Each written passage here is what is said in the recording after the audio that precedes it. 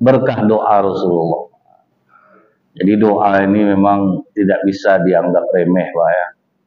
Rajin-rajin minta doa sama orang. Jangan nganggap kita ini udah soleh, bisa jadi orang lain yang mungkin tidak dianggap orang, ternyata dia yang soleh.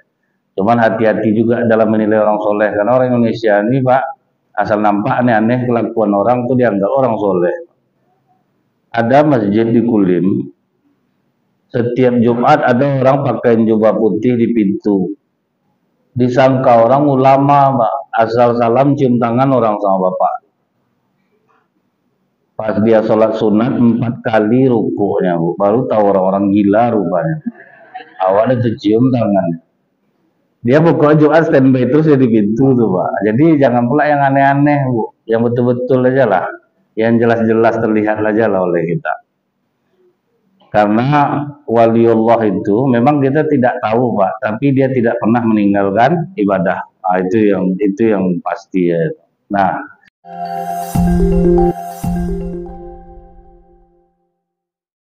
waktu Zaid bin Sabit mengantar makanan itu, Pak, Rasulullah memegang kepalanya kemudian mendoakannya. Rasulullah berdoa kepada Allah agar Zaid ini diberikan kecerdasan dan kepahaman dalam agama. Dan doa Rasulullah ini dikabulkan oleh Allah. Jadi memang meminta doa kepada orang-orang soleh itu sangat dianjurkan, Pak. Dan orang soleh itu bukan berarti dia seorang ustadz, bukan berarti dia seorang pendakwah, bukan berarti dia harus kiai. Asal ada di antara bapak ibu ini yang amalannya terjaga, akhlaknya baik, mintalah doa sama dia. Karena kita tidak bisa meremehkan orang, Pak. Contoh, di Madinah dulu pernah hujan lama tidak turun. Ulama sudah berulang-ulang, Pak, untuk sholat minta hujan. Sedikit pun tidak dikabulkan oleh Allah. Waktu ulama di Madinah ini iktikaf di Masjid Nabawi, dalam keadaan gelap, tengah malam masuk tukang sol sepatu, tukang jahit sepatu dari Madinah. Masuk dia ke dalam, Bu. Sholat dia 2 rakaat, habis itu berdoa dia, Pak. Dan doanya ini didengar oleh ulama yang ada di dalam masjid itu. Ya Allah, sudah lama hujan tidak kau turunkan. Ampuni dosa-dosa kami, ya Allah. Aku memohon kepadamu, turunkanlah hujan untuk kami. Sempat Pak, ulama-ulama ini bergumam. Kita ya udah berkali-kali berdoa kepada Allah, tak dikabulkan oleh Allah. Dia pula yang berdoa. Sempat tuh, Pak. Belum jatuh tangan tukang sol sepatu ini ke bawah, hujan turun selebat-lebatnya. Tukang sol sepatu cuma tuh. Akhirnya ulama ini menyesal, ditunggunya habis sholat subuh, didekatinya. Kemudian kata ulama ini, kami melihatmu sebetulnya kau kemarin berdoa. Maka kata tukang sol sepatu ini, Anda telah membuat saya dikenal orang. Akhirnya dia tinggalkan Madinah sejak saat itu. Jadi artinya apa, Bu? Jangan kita menganggap orang-orang biasa, amalannya biasa di sisi Allah. Bisa jadi doa Bapak Ibu ini yang lebih dikabulkan oleh Allah. Sholat terjaga, tutur kata bagus, akhlak baik. Jadi mintalah doa kepada Allah. Karena perantara doa itu bisa menjadi asbab anak itu menjadi orang-orang yang soleh dan soleha. Kalau doa kami ini tidak dikabulkan sama Allah kadang. Karena ceramah tergantung tempat kadang, Pak. Betul kan saya di Minas malam ini, Pak. Sama Mbak PRT udah saya bilang saya di Minas, tapi jauh pula PRT ya. Akhirnya saya telepon yang di Minas, saya tidak bisa malam ini. Maka saya di sini. Amplop sama masalah, Pak, jauh banget. Nah, jadi jangan minta doa sama kami ini, Pak. Nah, saya bercanda tuh, Pak. Ya. Menyindir diri sendiri sebetulnya. Jadi doa Rasulullah ini, Pak, terbuktinya berbeda akhirnya jadinya dengan Zaid ini. Kita mungkin masih ingat waktu perang Badar, Pak. kan ada dua orang anak kecil mendaftar ikut perang. Satu namanya Mu'az bin Ammar al-Jamuh, satu lagi namanya Mu'awis bin Afra. Umurnya 13 sama 14 tahun. Dia daftar perang. Kata Rasulullah, kalian ingin tidak mendapatkan pahala jihad fisabilillah? Ingin ya Rasulullah. Masih hidup tidak kedua orang tua kalian? Masih ya Rasulullah. Berbaktilah engkau kepada orang tuamu, maka pahalanya sama dengan jihad fisabilillah. Karena berat Pak berbakti sama orang tua nih. Sepasang orang tua sanggup membesarkan 10 orang anak. 10 orang anak belum tentu sanggup merawat sepasang orang tua. Makanya jihad fisabilillah nilai. Saya ada melihat beberapa orang yang memilih berhenti bekerja supaya dia bisa menjaga ayahnya. Tidak peduli dia dihina orang, penting aku harus merawat ayah. Dia tinggalkan pekerjaan, itu yang jihad fisabilillah. Belum lagi kena marah sama istri, itu yang ditanggung tuh Pak. Karena dia tidak kerja lagi Bu, dia sibuk sama orang tua ya. Bayangkan sama bapak, kan berat tuh Pak. Itu makanya nilainya sama dengan jihad fisabilillah. Berbahagialah orang tua di masa tuanya, anak-anak berebut untuk merawatnya. Bahagialah tuh Pak. Orang tua ini dia pecemburu. Memang kadang anaknya mau pulang, pulanglah nak. Tapi kalau anaknya bilang, enggak aku mau sama mak, itu bahagianya beda tuh Pak. Oh berarti lebih didahulukannya aku daripada istrinya. Itu Pak, perasaan orang tua itu ke anak itu dahsyat. Jadi nilainya jihad fisabilillah. Karena banyak keinginan anak tidak sesuai dengan orang tua. Ketika dia berbakti ngikut sama orang tuanya, walaupun dia tidak setuju, suatu saat ketidaksetujuan dia itu berbuah manis jadi. Nah itu yang banyak terjadi. Pulanglah dua anak ini Bu, karena tidak diizinkan Rasulullah ikut berperang. Tidak lama ibunya sendiri yang membawakan masing anak-anak. Ya Rasulullah, kami yang menyuruh mereka untuk ikut berperang. Tapi bukan tanpa alasan. Sekalipun mereka masih kecil, ilmu memainkan pedang mereka hampir sama dengan orang-orang dewasa. Jadi kecil, tapi punya kemampuan sama orang dewasa. Jadi bukan karena anak ini nakal, biar mati aja lah anak ini daripada dia di rumah habis lauk dibuatnya. Enggak, memang dia punya keahlian Pak. Contoh nih Pak, baru-baru ini kejadian pemain catur dunia dikalahkan anak umur 8 tahun. Pusing kepala juara dunia ini dibuatnya yang dihadapinya anak 8 tahun Pak. Karena kemampuannya di atas rata-rata. Kata Rasulullah, oke, coba kalian tes main pedang berdua. Rupanya memang bagus Pak. Memang lihai dia memainkan pedang gitu. Maka kata Rasulullah, oke, kalian bisa ikut. Tapi kalian jangan di barisan depan. Dah lulus dua nih, datanglah Zaid bin Sabit bawa pedang pula. Ya Rasulullah, aku ingin daftar perang. Umur 13 tahun baru 5. Pulang kau Zaid.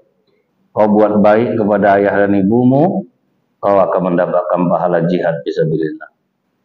Nangislah dia pulang Pak. Begitulah semangat ibu-ibu dahulu kalau soal agama nih Pak ya. Jadi artinya apa Bu? Lebih kita dalam bidang agama nih, itu yang akan menenangkan jiwa kita. Asal terlebih kita di bidang agama, tapi jangan berlebih-lebihan ya Pak ya. Terlebih kita banyak ingat kepada Allah. Percaya kita dengan cara spiritual yang diajarkan oleh Rasulullah, itu dahsyat ke kita jadi ya. Jadi ibu-ibu pada masa itu Pak merelakan anaknya karena dia yakin janji Rasulullah meninggal mati syahid bisa menjadi dinding bagi orang tuanya nanti di akhirat. Pulang Zaid menangis, ibunya lah membawa, coba dites dia main pedang dulu ya Rasulullah. Rupanya tidak bisa main pedang, terlalu lemah dia, berat dia ngangkat pedang. Jadi di sisi perang dia tidak bisa. Kata ibunya, Tapi tunggu ya Rasulullah. Zaid ini seluruh ayat Al-Quran yang dia telah turun, dia hafal. Dia tahu kenapa ayat itu turun. Kemudian dia pandai menulis. Kecepatan dia menangkap pelajaran itu sangat cepat ya Rasulullah. Nah, inilah berkah doa Rasulullah tadi. Dites Rasulullah, baca ayat, ternyata betul. Disuruh nulis, ternyata memang betul, Bu. Langsung diangkat Rasulullah menjadi sekretaris pribadi, penulis wahyu. Jadi kunci keberhasilan Rasulullah dulu menunjuk orang bukan berdasarkan umur, tapi berdasarkan keahlian yang dia miliki. Kalau umur orang tua tidak bisa dikejar, Bu. Tapi kalau ilmu, pengalaman masih bisa dikejar, Pak. Nah, kalau umur ya tidak bisa dikejar. Cuman banyak bapak-bapak ibu-ibu nih, dulu bapak daripada kau lagi, kau pulang ngajar-ngajar, kan dia beda, Pak. Jadi kalau umur memang tidak bisa dikejar. Nah, ini contohnya Zaid, umur 13 tahun jadi penulis wahyu. Tidak bisa diremehkan kemampuannya, Pak. Nah, anak yang berdua yang ikut perang tadi, ternyata di tangan mereka lah Abu Jahal terbunuh. Nah, itu Pak, anak kecil membunuh panglima besar Quraisy. Karena mereka kecil-kecil berdua, disangka orang Quraisy. Dia anak-anak kecil main-main pedang, Pak. Dia sana main orang perang, situ-situ.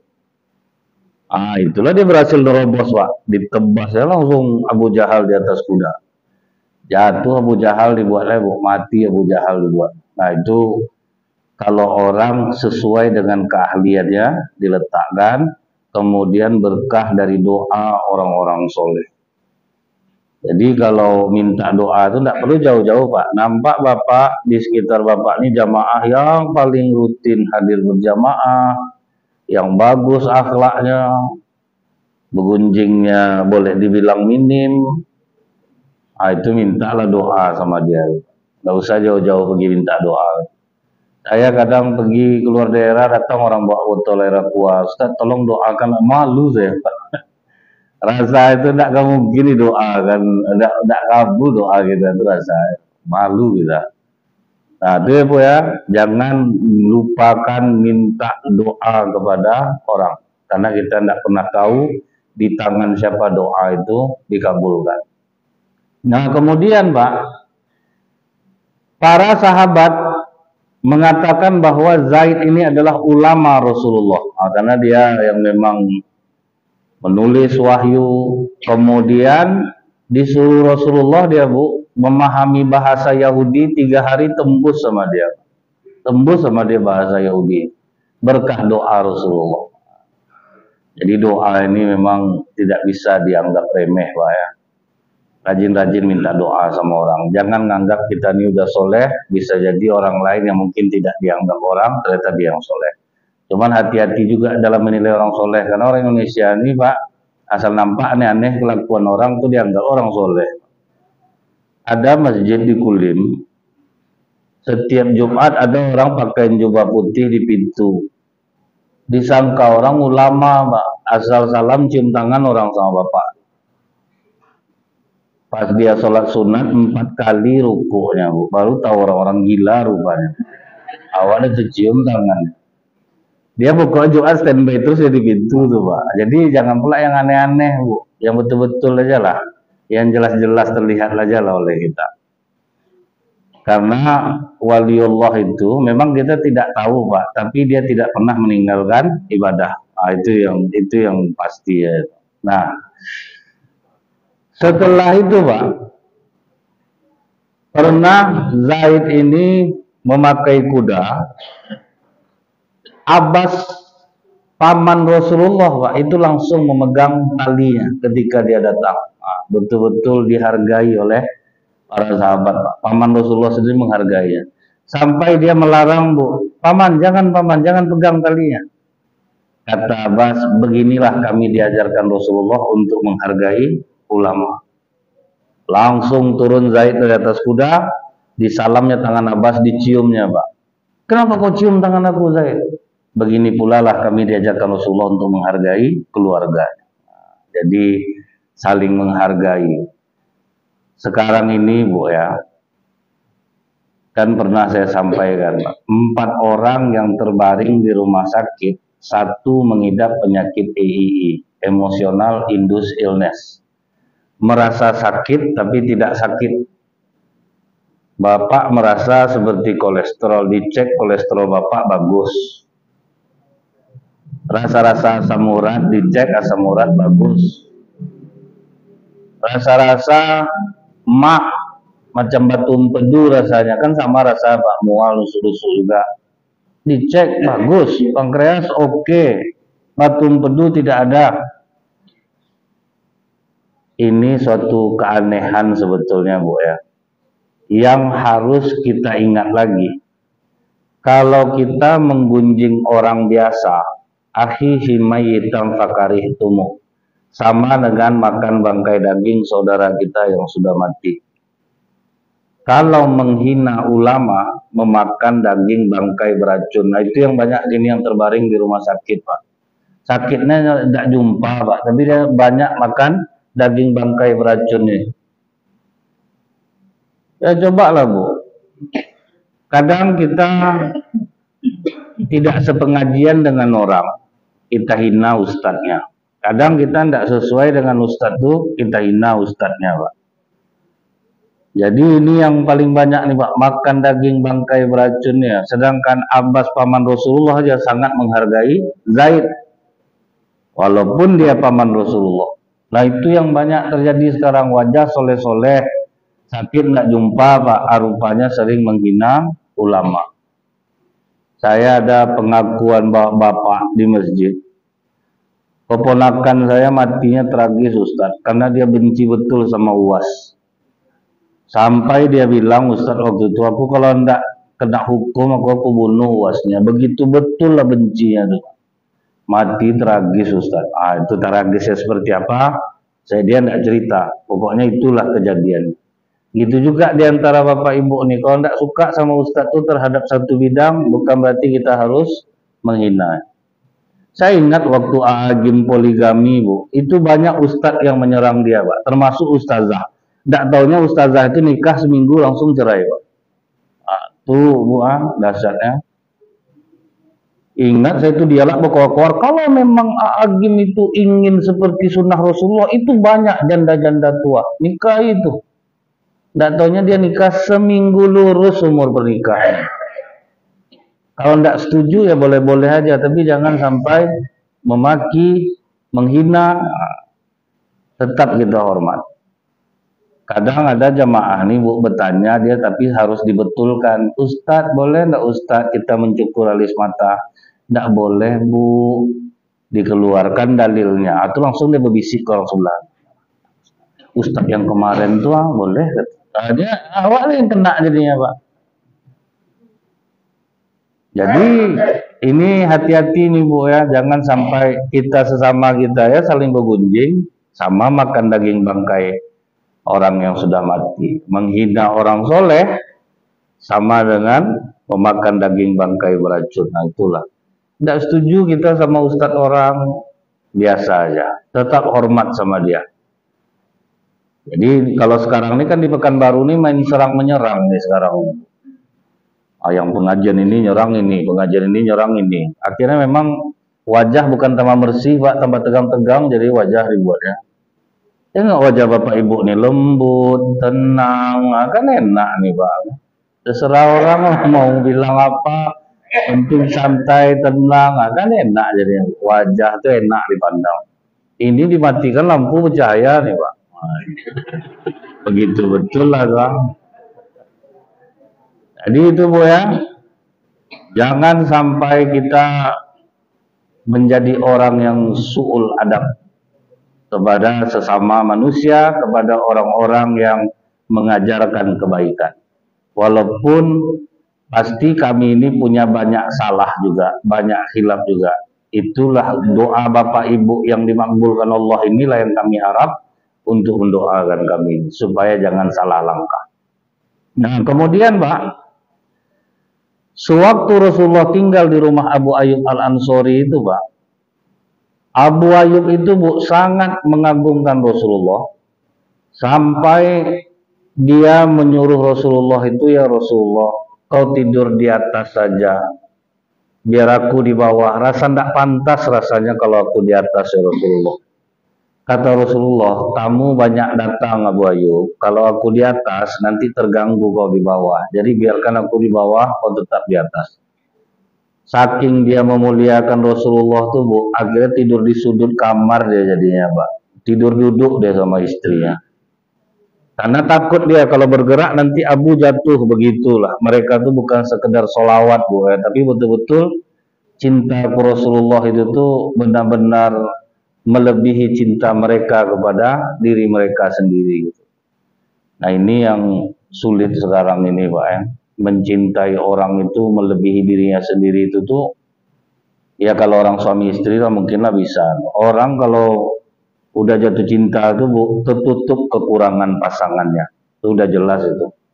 Kalau orang betul-betul cinta, bodohnya pasti datang. Kalau perempuan nih, Bu, udah cinta betul dia sama suami, azab betul kena tangan, Bu, tetap juga mau, Pak. Ah, itulah. Kan bodoh datangnya dia, itulah cinta. Cinta itu betul-betul membutakan, Bu. Ah, misalnya kami laki-laki ini, Bu, kalau udah mencintai perempuan, sepanjang apapun titel kami tetap bodoh ya dia, enggak. Ibu tahu Firaun kan, ngaku Tuhan lagi itu, Bu, paling takut sama istri itu, Pak. Firaun tuh takut sama istri itu, Bu. Dia tahu Nabi Musa itu bayi Bani Israel, disuruhnya bunuh, kata istrinya jangan, kalau ini sayang aku. Takut Firaun, Pak. Ya udah kalau kau sayang peliharalah. Nah, macam itu takutnya, Pak. Jadi kalau bapak takut sama ibu, ah ini Firaun lah. Ada lah mewarisi itu, Pak, ya. Sayang sama takut beda, Pak. Bapak sayang sama istri, bapak yang pergi ke pasar belanja itu bukan takut. Itu sayang, Bu, ya. Tapi kalau udah sampai macam ini, Bang, pergi ke pasar lah, beli, ah itu baru takut, Pak. Tapi kalau keinginan kita sendiri, kita bantu istri, itu sayang. Rasulullah pun melakukan hal yang seperti itu. Nah, jadi, Bu, memuliakan orang itu juga bagian dari memudahkan hidup kita, Pak. Kita muliakan orang, makanya, Bu, memuliakan tamu itu termasuk sunnah Rasulullah itu, karena akan memudahkan kita. Saya ambil contoh nih ya, Pak, ya. Misalnya saya dibawa orang keluar daerah ceramah. Saya lihat panitianya itu, Pak, betul-betul melayani saya. Padahal saya ini bukan orang yang pantas untuk dilayani, tapi dia yang dapat amalannya, Pak. Dia memuliakan, betul-betul diperhatikan, di mana Ustadz pengen nginap akan kami usahakan, kendaraan kami standby kan. Seperti itu perlakuannya, justru kata mereka itu memudahkan hidup kami, Ustadz. Bukan gara-gara saya ini ada karomahnya, bukan, Pak, karena dia mengamalkan memuliakan tamu. Dan kita pun gitu juga, Bu. Pernah ada seorang istri mengadu dia ke Rasulullah, suami aku tuh suka betul ngajak orang makan di rumah, sibuk aku jadinya.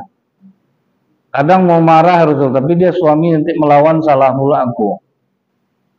Kata Rasulullah, aku akan datang ke rumahmu. Mendengar Rasulullah datang, senang hati, ya, merasa ada pembelaan, kemudian bisa menasihati suaminya. Begitu Rasulullah ketemu suaminya, tentu istrinya masak enak-enak nih, Bu, karena Rasulullah datang. Kata Rasulullah, nanti ketika aku pulang, suruh istrimu tegak di pintu. Baik ya Rasulullah. Pas Rasulullah pamit, istri tegak di pintu. Begitu melihat Rasulullah keluar, Pak, langsung pingsan istrinya. Rasulullah terus saja berlalu. Kata suaminya, kenapa kau pingsan? Begitu Rasulullah keluar, seluruh keburukan yang ada di rumah ini diumpamakan Allah seperti binatang-binatang berbisa, semua ikut keluar ketika Rasulullah pergi. Makanya orang bertamu datang ke rumah kita tuh, Bu, yang datang dapat ampunan, yang didatangi seluruh keburukan yang ada di rumah itu ikut keluar sama orang yang datang. Tapi janganlah jinaklah Bapak jadinya, Pak, tiap jam makan datang. Makanya kita ada batas memuliakan tamu itu 3 hari, Pak. Itu betul-betul dimuliakan. Nah, jadi siapapun yang kita muliakan, mau dia seorang ustadz, mau orang biasa, keajaibannya pasti sama, Pak. Nah, itulah Islam ini mengajarkan kita ya Bu ya, untuk memuliakan orang. Nah, Abu Ayyub Al-Ansori karena dia sangat memuliakan Rasulullah Bu ya. Akhirnya apa kata Rasulullah? Akan kutunjukkan kau satu kalimat yang apabila kau baca kau mendapatkan 10 kebaikan, dihapus Allah 10 kesalahan, diangkat derajatmu 10 nanti di akhirat, dan jika kau baca 10 kali sama dengan engkau membebaskan 10 orang budak. Kalimatnya singkat ya Bu, la ilaha illallah lahul mulku walahul hamdu la syarikalah. Itu yang di dalam hadis itu. Walaupun kita dapat panjangnya Pak ya, la ilaha illallah wahdahu la syarikalah lahul mulku walahul hamdu yuhyitu wa huwa ala kulli syai'in qadir. Tapi Rasulullah hanya mengajarkan 4 kalimat pendek, la ilaha illallah lahul mulku walahul hamdu la syarikalah. Dapat dia akhirnya sebuah amalan yang sungguh luar biasa nilainya. Karena kalau kita andalkan Bu menyelamatkan kita di akhirat dengan sholat kita aja mungkin masih banyak kurangnya Bu. Tapi dengan dibantu dengan amalan-amalan seperti itu mungkin bisa nanti memberatkannya di sisi Allah. Nah kemudian Pak, setiap kali Rasulullah diantar oleh Abu Ayyub Al-Ansori makan, Abu Ayyub itu Bu selalu melihat ada enggak bekas tangan Rasulullah di piringnya itu. Jadi dia selalu makan di bekas tangan Rasulullah itu, Pak. Ingin mendapatkan berkahnya. Jadi kalau kita lihat di pondok-pondok pesantren, kalau kiainya habis ceramah tuh Pak berebut air sisa tuh Pak. Sisa air kiai itu direbutnya. Kalau air saya janganlah berebut lagi Pak. Nah ada guna. Infeksi perut Bapak boleh. Jadi Bu ya, begitu dia habis Rasulullah makan, ditengoknya, tapi kali itu ditengoknya piring tuh Pak, penat dia mencari Pak. Nggak ada, masih utuh, tidak ada bekas tangan Rasulullah di situ. Terkecil hatinya Bu, ditanyai ke Rasulullah, maaf ya Rasulullah, aku tuh punya kebiasaan kalau ada tanganmu bersisa di tangan itu, habis kau memegang sayur itu, di jejak itu pula lah aku makan. Tapi ini kenapa makananku utuh, sama sekali tidak kau sentuh? Kata Rasulullah, aku ini penerima wahyu, sementara ada bawang di sana. Itu akan menghambat Jibril untuk menyampaikan wahyu kepada. Kalau aku tidak memakannya, kalau untuk kalian makanlah. Nah, jadi tidaklah di Rasulullah Pak. Kita mau makan bawang makanlah, tapi kalau untuk Rasulullah itu tidak boleh, karena menghambat wahyu. Jadi apa kata Rasulullah? Apapun bau yang mengganggu anak cucu Adam di masjid, maka malaikat rahmat akan terganggu. Jadi kalau kita udah mau masuk masjid ini, usahakan nafas sudah enak. Dia mau perokok ataupun enggak Pak, nafas bau itu tetap bau juga Pak. Kadang enggak perokok, ngeri Pak, kaos kaki direndam tuh Pak, tundak dicuci Pak, itu baunya kadang. Pas baca ayat dibuka-bukanya lah mulutnya itu Bu. Kan melayang-layang itu kena juga tuh Pak. Kadang nahan nafas sepanjang Al-Fatihah orang dibuat. Pas ruku baru dilepaskan Pak. Naik, tarik, balik Bu. Itu jadi kalau kita udah terasa napas kita agak kurang bagus, tutup aja lah mulut, walaupun hukumnya makruh. Daripada dibuka, terganggu orang, melayang-layangnya itu lain lah buat mabuknya itu Pak. Nah jadi, ada yang makruh bagi Rasulullah, ada yang haram bagi Rasulullah, bagi umatnya tidak. Tapi ada yang diri Rasulullah itu yang harus kita ikuti, yang haram kita ikuti, yang sunnah kita ikuti, yang makruh untuk kita ikuti. Jadi tidak semua diri Rasulullah itu harus kita ikuti Pak. Misalnya menikah dengan banyak istri, Rasulullah boleh, kita haram, kita tidak boleh.